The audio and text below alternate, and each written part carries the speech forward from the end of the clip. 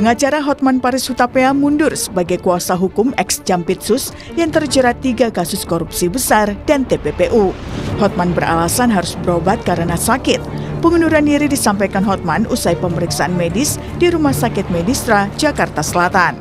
Bisa parah, ya udah saya sudah memberitahukan beliau bahwa saya mengundurkan diri sebagai pengacara dari Bapak Febri dalam kasus tersangka di Kejaksaan Agung. 2 hari mengabari beliau, ya tapi beliau mengatakan harinya yang tepat dia coba pikirin. Tapi kalau begini gue nggak bisa lagi karena dokter Sikapur pun sudah marah-marah. Sebelum mundur sebagai kuasa hukum ex-Jampitsus Febri Adriansyah, Hotman mendapat kritik hingga berujung laporan polisi atas ucapannya usai mendampingi pemeriksaan Febri sebagai tersangka di Kejagung. Persatuan Wartawan Indonesia PWI melaporkan Hotman Paris ke Polda Metro Jaya atas ucapan yang dinilai menghina profesi jurnalis. Sebenarnya menyakiti hati, sekaligus menyinggung profesi wartawan ya. Jadi untuk itu kami dari PWI Persatuan Wartawan Indonesia Pusat ingin melaporkan orang yang menyebut bahwa wartawan itu punya otak nggak gitu loh ya. Seperti kita ketahui, wartawan itu cerdas-cerdas loh. Ini supaya ini diproses secara hukum agar terang benderang apa dibalik pernyataannya. Mungkin kita sepakat semua wartawan bahwa kebebasan berpendapat, kebebasan menyampaikan pendapat bukan ini yang dimaksud, ya. Bukan lalu menghina profesi wartawan. Tak hanya itu, Hotman juga menjadi sorotan saat mempersoalkan penetapan ex-Jampitsus Febri Adriansyah sebagai tersangka. Hotman bilang penetapan tersangka dilakukan tanpa pemberitahuan atau izin Presiden Prabowo.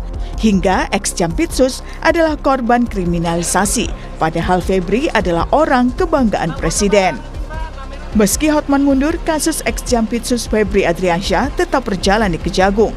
Dalam kasus dugaan tindak pidana pencucian uang, emas 74 kg dan uang tunai ratusan miliar yang ditemukan di rumahnya, penyidik memanggil 4 orang saksi, yakni FA, DR, NH, dan TS pada Rabu 22 Juli 2026. Namun Febri tidak hadir karena alasan kesehatan, sedangkan 1 saksi lainnya, NH, tidak hadir tanpa pemberitahuan. Rencananya Jumat 24 Juli 2026, keduanya akan kembali dipanggil untuk diperiksa penyidik. Tim Liputan, Kompas TV.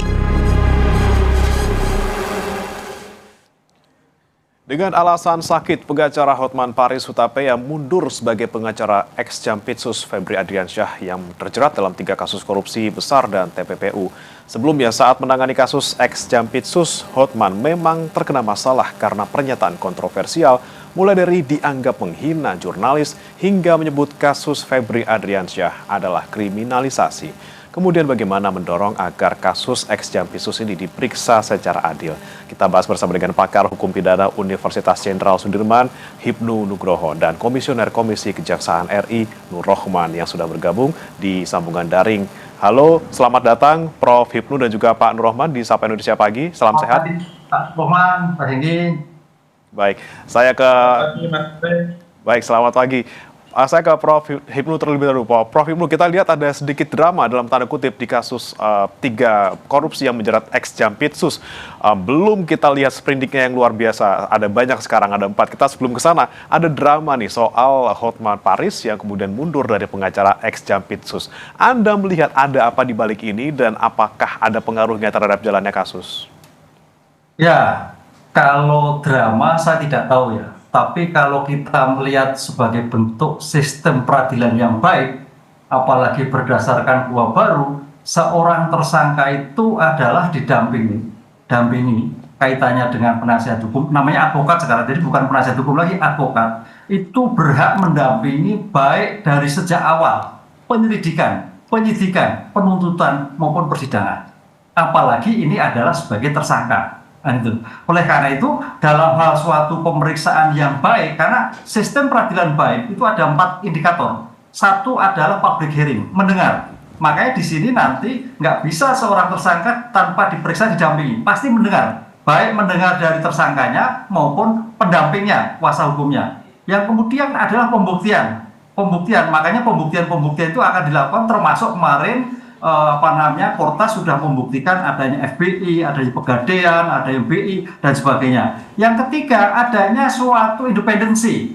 Independensi itu adalah suatu peradilan yang independen. Mudah-mudahan ini kita lihat nanti Kejaksaan Agung juga independen terhadap perkaranya. Yang terakhir, adanya suatu keseimbangan bantuan hukum. Oleh karena itu dalam suatu perkara ini, seandainya nanti Pak Febri belum didampingi, akan mundur, Mas. Karena sebagai bentuk keseimbangan, advokat itu harus hadir, mendampingi sebagai suatu peradilan yang baik yang tadi saya katakan sebagai indikator yang keempat.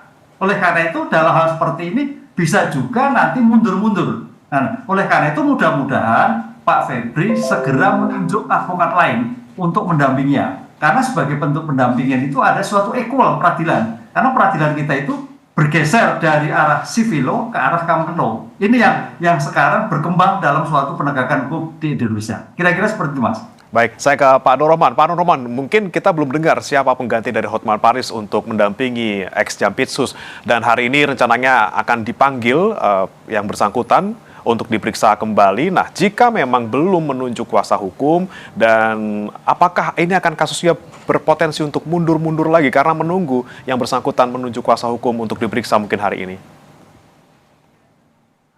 Kami mengomentari kaitannya dengan advokat.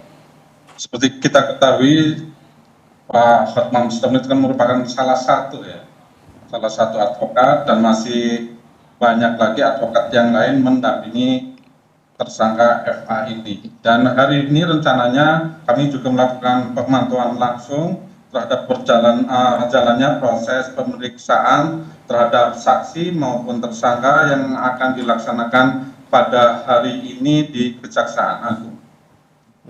Kemudian Pak Nur Rohman, apakah ada kabar bahwa ex-Jampitsus hari ini akan datang karena di hari Rabu kemarin ini yang bersangkutan tidak hadir? Ya, mudah-mudahan kita berharap yang bersangkutan bisa hadir, dan kami yakin karena Pak FA ini juga kan masih merupakan jaksa aktif ya, sehingga kami berharap beliau mengedepankan harusnya kejaksaan agar kepercayaan masyarakat bisa terjaga, dan tentunya perkara ini dapat diselesaikan secara tuntas karena memang masih banyak perkara-perkara lain yang harus juga secara paralel diselesaikan. Oke, baik Pak Nur Rohman, untuk pemeriksaan hari Rabu yang datang ini adalah DR dan juga TS yang bersangkutan ex-Jampitsus tidak hadir, kemudian ada satu lagi NH yang tidak hadir di sana. Kemudian ketika dari Komjak hari Rabu ini juga ikut melihat ataupun juga mengawasi pemeriksaan, seperti apa prosesnya dan apa yang bisa Anda tangkap dari pemeriksaan di hari Rabu itu? Proses yang kami pemantauan di hari Rabu kemarin, kebetulan kami diterima langsung oleh Pak Jaksa Agung, dan komitmen Pak Jaksa Agung jelas sangat tegas menyampaikan bahwa persoalan ini harus segera diselesaikan, tidak berbelit, dan kemudian adapun FA nggak hadir karena alasan kesehatan. Mudah-mudahan di hari ini beliau bisa hadir memenuhi panggilan dari jaksa penyidik. Sejauh ini masih on track, Pak Nur Rohman, kalau Anda melihat? Sejauh ini on the track, walaupun masih ada hal-hal kecil yang perlu diperbaiki, tentunya kita bisa melakukan langsung memberikan rekomendasi untuk segera diperbaiki. Oke, baik. Saya kembali ke Prof. Hipnu. Prof. Hipnu, yang sekarang menjadi pertanyaan publik ataupun masih mengganjal di publik seperti itu. Ex-Jampitsus belum ditahan, sementara tersangka yang lainnya, DR dalam kasus Asabri ini sudah ditahan. Kemudian Anda melihatnya, ada apa sebenarnya? Apa kemudian alasan ataupun pertimbangan yang bisa mempertimbangkan seorang tersangka tidak ditahan dalam sebuah kasus? Ya, gini Mas, ini memang dampak dari KUHP baru. KUHP baru itu meletakkan sebagai upaya paksa penahanan. Kalau kita KUHP lama itu subjektif murni.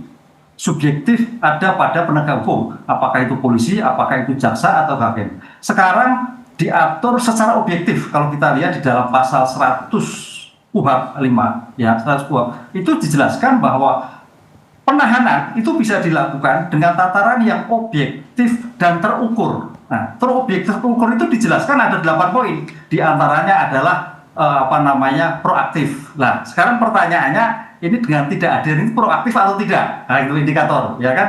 Kedua, menghalangi suatu tindak pidana. Ketiga, ada suatu kekhawatiran dari tersangka yang bersangkutan atas tindakan yang lain. Keempat, adanya suatu tindakan-tindakan yang mungkin mengkacaukan. 8 indikator itu bisa dilihat aktivitas, kondisi, keadaan si tersangka. Jadi kalau memang situasi bisa proaktif setiap saat dipanggil, setiap saat diperiksa, tidak ada kekhawatiran, tidak ada dugaan mengurangi lagi, tidak ada menghilangkan barang bukti, itu nggak perlu. Tapi kalau memang sampai misalkan hari ini tidak hadir, kemudian tidak hadir lagi, itu potensi terhadap indikator objektif yang terukur itu terabaikan. Sehingga kalau seperti itu bisa melakukan suatu penahanan, kayak itu Mas. Ini makanya di sini sebetulnya dilakukan atau tidak juga tergantung bagaimana tersangka itu bisa atau kuasa hukumnya menerjemahkan di pasal 100. Yang kedua, memang kalau kita bandingkan dengan DR ya kayaknya ada diskriminatif. Nah, disitulah ada suatu pertimbangan penyidik kenapa yang satu ditahan, kenapa tidak ditahan. Nah, ketika tidak ditahan inilah yang menjadikan pertanyaan publik, bisa nggak menerjemahkan dari pasal 100 sebagai objektif yang terukur itu ada pada seseorang tersangka yang sedang diperiksa. Kalau itu bisa diterjemahkan, ya nggak perlu. Tapi kalau ternyata tidak, nah saya kira ini ada suatu catatan sendiri bagi penyidik Kejaksaan Agung untuk menerapkan upaya paksa. Itu kira-kira. Baik, Pak Nur Rohman, ini menjadi poin yang Anda catat juga tidak? Kemarin hari Rabu yang bersangkutan, ex Jampitsus tidak datang, dan misalnya hari ini tidak datang kembali, bisakah mendorong Kejaksaan Agung untuk bisa menahan FA? Jadi kami mendorong kaitannya dengan proses penegakan hukum dulu secara profesional, diantaranya kaitannya dengan penahanan. Namun sebelum ke penahanan ada yang lebih urgensi adalah kaitannya dengan alat bukti, gitu kan. Alat bukti ini harus benar-benar sudah terpenuhi baru dilakukan penahanan. Penahanan tadi sudah dijabarkan oleh Prof.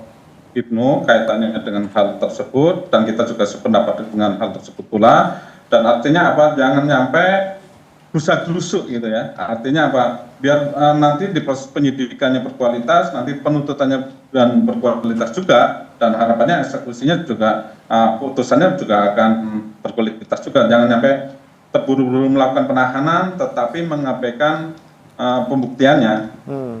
Jangan sampai gerusa-gerusu tapi kemudian ada pandangan bahwa ini dengan tersangka yang lain, DR, kemudian seperti diskriminatif seperti itu Pak Nur Rohman. Seperti apa tanggapan Anda? Kita melihatnya gini, proses penyidikan kan baru di seminggu 2 minggu ini ya, kemudian juga sprindik baru diterbitkan oleh jaksa penyidik. Di antaranya juga selain 3 sprindik yang awal, kami mendapat informasi juga kemarin dari Kejaksaan Agung telah menetapkan sprindik baru kaitannya dengan gratifikasi ataupun pemilikan harta-harta yang telah disita di rumah FA. Oke, kita bicara soal sprindik baru yang memang untuk hari ini yang dipanggil adalah untuk sprindik yang paling baru soal TPPU. Saya ke Prof. Hipnu. Untuk sprindik baru yang dikeluarkan, berarti sekarang sudah ada 4 total sprindik yang dikeluarkan oleh Kejaksaan Agung dalam kasus ini. Anda melihatnya perlukah sprindik ini dipisah-pisah sebanyak itu sampai 4? Kemudian apakah ini juga ada pertimbangan lain? Misalnya justru sprindik baru yang TPPU ini digunakan untuk mempermudah ataupun biar bisa masuk lah istilahnya. Dengan misalnya kita follow the money dulu nih. Barang-barangnya buktinya kita ambil untuk menjadi satu start penyelidikan mulai dari barang bukti seperti itu. Prof. Hipnu.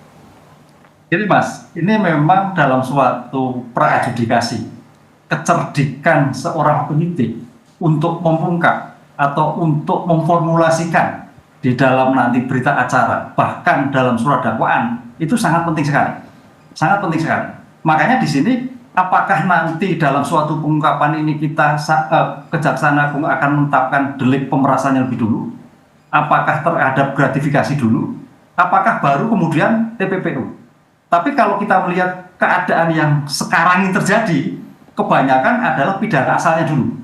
Kaitannya dengan mungkin pemerasan dulu, atau gratifikasi dulu, baru TPPU. Dalam konteks teori, memang bisa dimungkinkan sama-sama antara pidana pokok dan pidana TPPU-nya. Kan itu Mas. Nah, di sini saya kira bagian dari strategi untuk mengungkap sebagai bentuk kejahatan. Karena kan hadirnya suatu tersangka hari ini itu penting sekali. Kenapa tersangka? Karena itu bagian dari konfirmasi, bagian dari konfrontasi, bukti-bukti yang ditemukan tadi. bukti itu gimana sih asalnya? Tadi Pak Nur Rahmati, asalnya dari mana, dari apa, kemana, dan sebagainya, kapan diperoleh, dalam kerangka apa, itu akan ditanya, klarifikasi dan konfirmasi, itu akan kejelasan. Oleh karena itu, sebagai bentuk pengungkapan perkara, karena Kejaksaan Agung kan memang dituntut dalam sekarang ini adalah bagaimana mengembalikan marwah nama besar Kejaksaan Agung dalam pengungkapan ini. Kalau kita lihat legislator seperti itu, kuncinya adalah bagaimana mengungkap kasus ini terang benderang dan seobjektif mungkin. Nah, dalam pengungkapan sprendik itu saya kira betul sekali. Semua dilakukan, tapi kalau teknik pengungkapan, itu nanti. Karena dalam suatu pembuktian itu, kalau bisa satu-satu atau bisa sama-sama, tergantung yang paling mudah dulu yang mana. Apakah pemerasan dulu, apakah gratifikasi. Kalau itu sudah terbentuk, baru menyusul terhadap TPU-nya. Nah, ini yang harus dibedakan nanti di dalam pra-adjudikasi dan di-adjudikasi. Akan berbeda nanti di dalam pengumuman. Sprindiknya banyak, tapi tampaknya mungkin yang diajukan baru pemerasan dan gratifikasi dulu. TPU-nya nanti. Tapi paling tidak sudah diberikan dulu, gitu Mas. Sekiranya kalau untuk kasus ini Prof, kira-kira masuknya dari mana dulu, atau ini bersama-sama semuanya, atau paling gampang memang ya sprindik yang paling baru ini, kita mulai dari uang dan juga barang buktinya dulu? Nah, kalau menurut saya, bagian dari pengungkapan perkara ini adalah terkait dengan yang pertama justru. Yang pertama, karena kemarin kan selalu mengingatkan bahwa Pak FA kan ini ada pemiliknya. Ada pemilik, bukan pemilikannya. Bukan pemilikannya itu siapa? Dalam kerangka Pak, kenapa ada pemilik yang bersangkutan? Kalau terhadap pokok perkara, karena sebagai konsep teori mungkin itu pemerasannya dulu, berarti baru TPPU. Coba kalau kita lihat indikator kasus-kasus pengungkapan TPPU-nya belakangan. Memang secara konsep betul bisa sama-sama, tapi agak kesulitan. Nah, kalau sudah dipastikan terhadap pemerasan dan gratifikasinya jelas, barangnya jelas, perolehnya jelas, jumlahnya jelas, nilainya jelas, ya baru dikulik bagaimana terhadap money laundering yang bersangkutan. Gitu. Oke, baik. Saya ke Pak Nur Rahman. Pak Nur Rahman, kalau menurut Anda dengan adanya sprindik yang diterbitkan baru ini dan juga ada 3 sprindik sebelumnya sudah dikeluarkan oleh Kejagung, ini sudah langkah yang tepat untuk menyidiki kasus ini? Ya, tentunya ini merupakan bagian dari strategi penyidikan seperti hal yang disampaikan oleh Prof. Windu sebelumnya, bahwa predikat krimnya dulu yang kita kejar, kemudian ke TPPU-nya. Sehingga ini secara kelaziman sudah di on the track pelaksanaan proses penyidikan kaitannya dengan perkara korupsi berbarengan dengan TPPU-nya.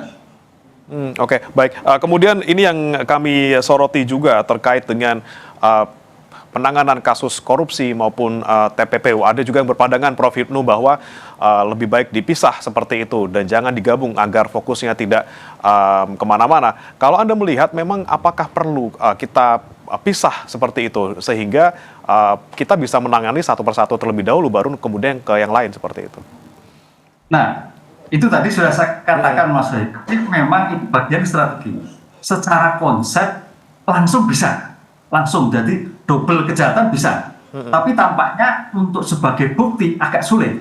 Karena dalam suatu pembuktian yang saya pelajari sekarang ini, itu biasanya pokok perkara dulu diputus baru mencari yang, karena ini akan membuktikan. Ingat loh ya, dalam suatu pembuktian adalah dalam suatu persidangan, bukti itu yang harus bisa bicara. Bukti itu yang harus bisa menjelaskan. Karena kalau sudah bisa menjelaskan jelas alurnya, kronologinya, itu enak sekali pembuktiannya.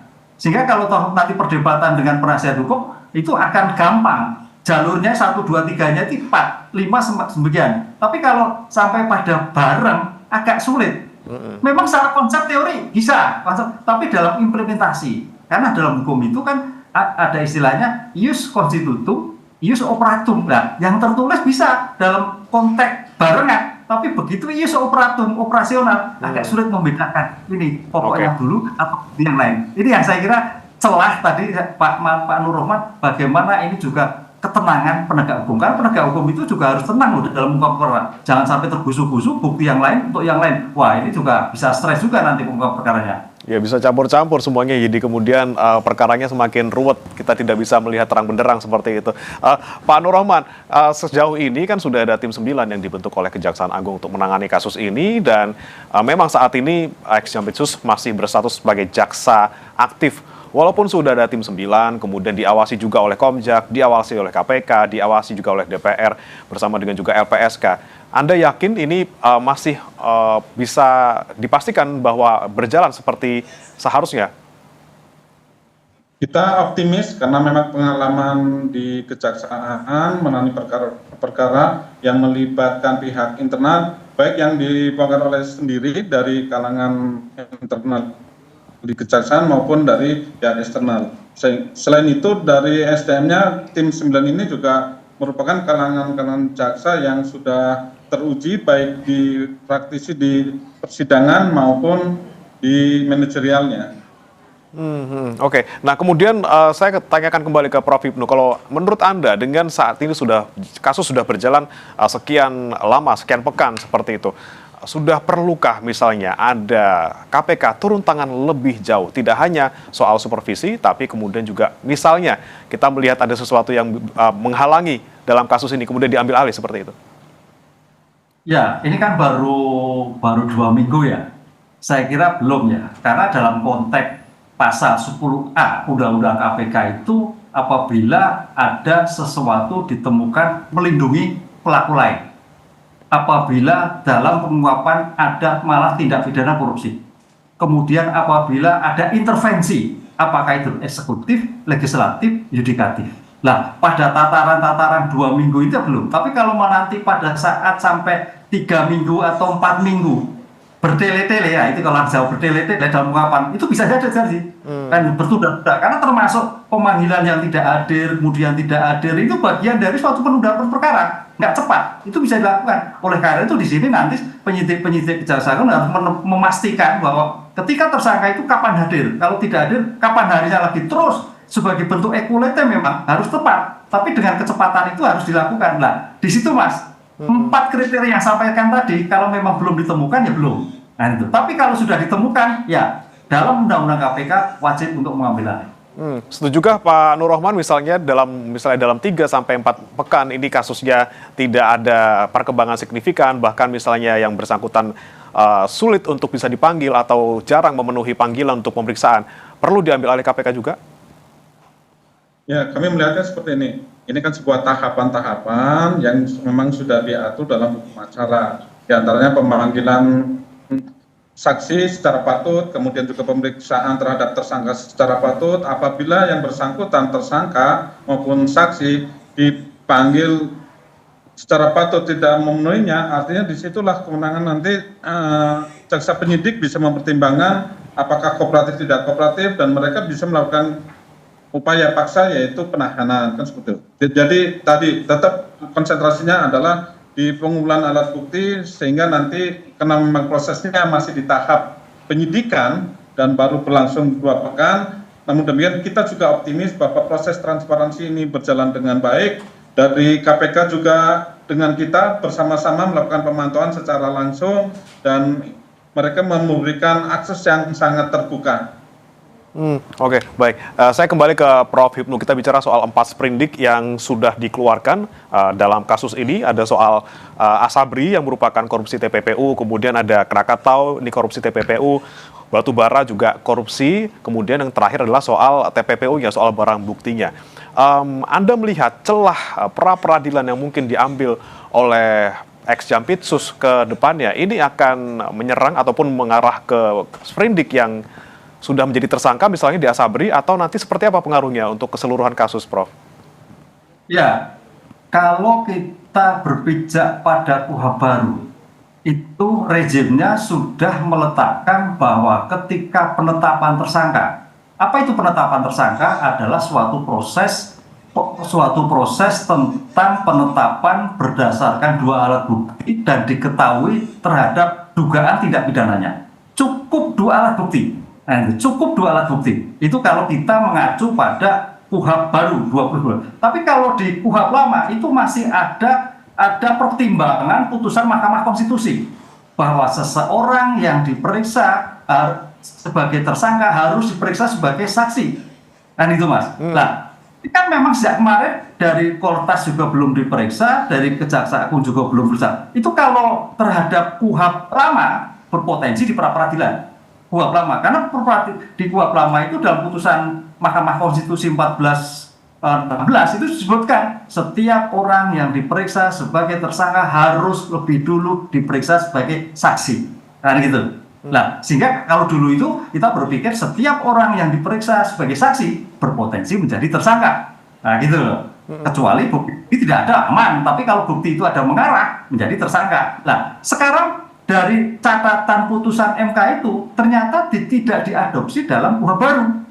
Nah, KUHP baru penetapan tersangka hanya menunjuk pada kejelasan dugaan tindak pidana dan 2 alat bukti. Nah, disinilah saya kira nanti kalau lihat sekarang ya cukup firm, tapi nggak tahu nanti kalau di persidangan masih menganut rezim lama atau rezim undang-undang baru, itu perdebatannya. Sehingga kalau dalam seperti ini agak sulit untuk diadakan suatu pra-peradilan. Tapi itu hak ya kaitannya hak tersangka, karena kita itu ada 9 poin yang akan diajukan sebagai pra-peradilan dan 13 yang di luar upaya paksa untuk mengajukan pra-peradilan. Masih dimungkinkan, tapi insya Allah penegak hukum, Polres maupun Kejaksaan Agung sangat hati-hati sekali, firm untuk menghindari adanya dugaan-dugaan untuk di pra-peradilan.